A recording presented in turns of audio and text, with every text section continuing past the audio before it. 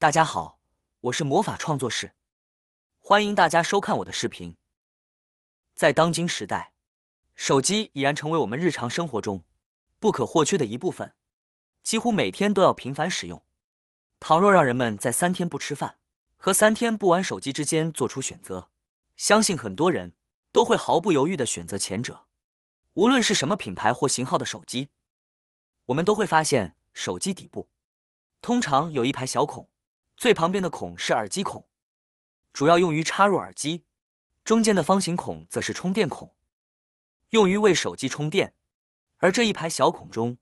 靠近边缘的就是扬声器孔，在充电口和耳机孔的中间有一个小小的孔，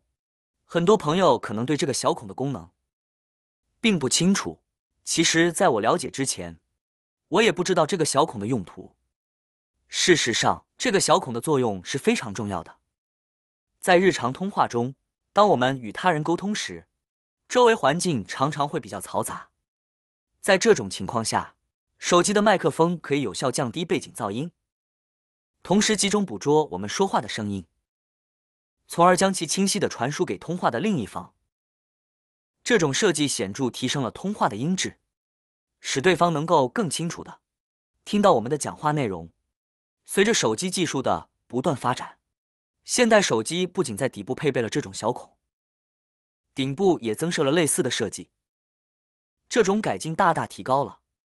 我们在通话过程中的声音清晰度，使沟通更加顺畅。我们可以发现，不同机型或者是不同类型的手机上边都会有这样的小孔。虽然不同机型它的这种孔洞在手机上面的排列位置不一样，但是作用都是一样的。我们先来说说手机底部的这个小孔。像我们手机底部的这个小孔，主要是用于采集用户的声音，也就是把我们说话者的声音集中的收集起来，传送给接听电话的人，这样对方听起来声音就会更加的清楚，更加的大声。而像手机顶部的这个小孔呢，最主要就是负责处理周边的环境噪音，也就是可以达到降噪的功能。在我们的手机上有2个小孔的存在，这2个小孔在嘈杂的环境中通话时，能够确保对方清晰地听到我们的声音，而且音量也相对较大。因此，这2个小孔对手机的功能来说至关重要。在日常生活中，我们必须好好保护这2个小孔，千万不要用尖锐的物品去戳它们，也要避免灰尘和水分进入，否则很容易导致这2个小孔无法正常工作，从而影响手机的使用。在日常工作中，倘若您所处的环境灰尘弥漫，那么手机的清洁工作可就得格外上心，尤其是在通话频繁的时候。手机上分布着许多小孔，像听筒、话筒附近的小孔，一旦被灰尘封堵，而您又没能及时清理，在通话时传出的声音就会掺杂大量杂音，变得嘈杂不堪，导致通话质量严重下滑，甚至可能影响沟通效果。我们可以用牙签来给它进行清理。这里可能会有朋友说，刚才说了，不要用尖锐的东西去戳这个小孔，怎么话刚说完，就又拿起牙签去戳这个小孔了呢？当然不是，我们在戳之前，肯定还要做一些其他准备的。准备一个家里面的棉签，而棉签我们只需要上面的一点棉花，用手扯一点点下来就可以。接着将棉花包裹在牙签上面，尖尖的这一头，然后再用手整理一下形状，让棉花可以更好的紧贴在牙签上面。包裹好之后，我们就得到了一个这样的牙签。现在我们就可以开始用起来了。这个时候，将牙签包裹了棉花的这一头插入到手机充电孔，然后一边旋转牙签，一边来回擦一擦，这样就可以对手机充电孔进行一个深层次的清洁。因为我们的手机用久了之后，这些充电孔里面都会进入大量的灰尘以及一些其他脏东西，长时间不清理的话，那么就会导致我们在用的时候，插电的时候出现接触不良的情况。除了手机的充电接口，手机旁边的其他小孔也需要定期清理，比如旁边的话筒、耳机孔和扬声器。这些地方如果积累了灰尘，也会影响手机的正常使用。这样一来，手机就能保持清洁。今天我主要想和大家分享这些小孔的作用，相信大家现在能理解它们的重要性，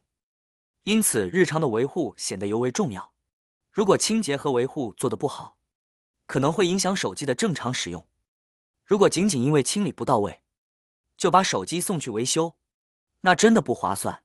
说完了手机小孔，我们再来说说手机屏幕。手机在我们的生活中无处不在，尤其是年轻人，对手机的依赖程度极高。我们经常能看到他们一边吃饭一边玩手机，一边看电视一边玩手机，甚至一边上厕所一边玩手机，有时躺在被窝里还在玩手机，使用频率之高可见一斑。玩手机已经成为年轻人的一项特殊嗜好。然而，由于玩手机的时间过长，手机屏幕上经常会留下划痕，这不仅降低了屏幕的触感，还影响了显示效果。其实，我们可以用牙膏来修复手机屏幕的划痕。首先把牙膏挤在手机屏幕上，然后用柔软的纸巾将牙膏均匀地涂抹开，接着以圆圈旋转的方式轻轻擦拭，直到划痕消失。牙膏的主要成分是摩擦剂，其中包括碳酸钙、二氧化硅、过氧化氢等，这些都是非常细小且耐磨的颗粒。将这些颗粒填充到手机屏幕的划痕中，就能够修复一些细小的划痕。擦拭好后，再用湿纸巾擦拭屏幕上的牙膏，这时就会发现屏幕焕然一新了。这个方法不仅适用于手机屏幕，家里的平板或电脑屏幕也可以用同样的方法来修复。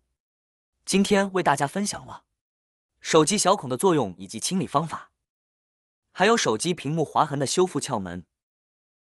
相信大家对手机的这些方面有了新的认识。日常的维护对于手机来说非常重要，一旦清洁维护不当，就可能影响手机的正常使用。如果仅仅因为清洁不到位、维护不当就把手机拿去修理，